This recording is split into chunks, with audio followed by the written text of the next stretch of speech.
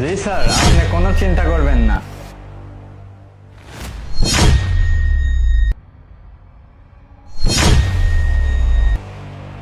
Sir আমি তো বলছি আপনি কোনো টেনশন করবেন না, আপনার ওয়াইফের একদম হসপিটালে অনেক খেয়াল রাখতেছি।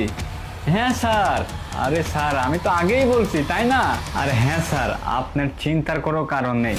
যে ট্রিটমেন্টের কথা বলছেন না, একদম ভালোভাবে ট্রিটমেন্ট করছি। হ্যাঁ স্যার, কোনো কিছুর কমতি রাখিনি। আর স্যার ওই যে আপনি যে বিষটা দিতে বলছিলেন না, ওইটারও কাজ হয়ে গেছে। হ্যাঁ স্যার, হ্যাঁ ওকে স্যার, ওকে এখন ফোনটা রাখতেছি। ওকে ম্যাডাম, উঠুন, উঠে জুসটা খেয়ে নিন। উঠুন।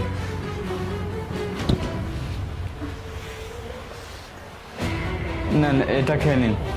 না না, আমি এখন কোনো জুস খাবো না, আমার শরীরটা না অনেক খারাপ লাগতেছে।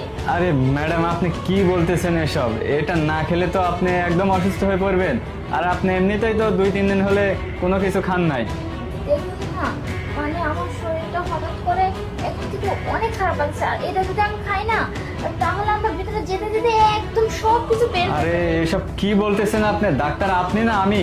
আমি যা বলি তাই শোনেন। এটা আপনি খেলে একদম সুস্থ হয়ে যাবেন। আর আপনার স্বামীর নির্দেশ আছে যে আপনাকে ভালোভাবে সেবা যত্ন করতে হবে। আর যদি এইসব না দেখে তাহলে তো আমার চাকরি থাকবে না। এক কাজ করুন, আপনি এটা খেয়ে নিন। দেখুন না, আমি বারবার বলতেছি আমার শরীরটা অনেক অস্থির লাগতেছে, আর তাছাড়া আমি তো বলতেছি আমি এখন এটা খেতে পারবো না, আমি না হয় পরে খেয়ে নেবো। এই যে আমি ডক্টর, ঠিক আছে? আমি এটা দিচ্ছি মানে আপনি সুস্থ হয়ে যাবেন। আপনি খান। কিন্তু নিতে বলছি নেন। আমি বলছি আরে আমি বলছি তো নেন।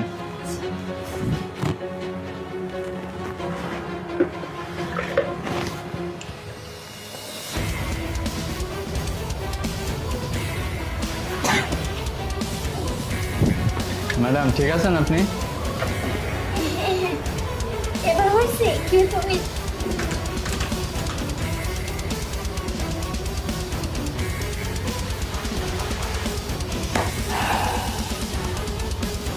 একেবারে শেষ।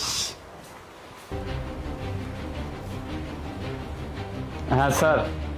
আরে আপনার ওয়াইফ তো একদম শেষ। হ্যাঁ, একদম মারা গিয়েছে, সব জুস খেয়ে নিয়েছে। আচ্ছা আচ্ছা, সমস্যা নাই স্যার।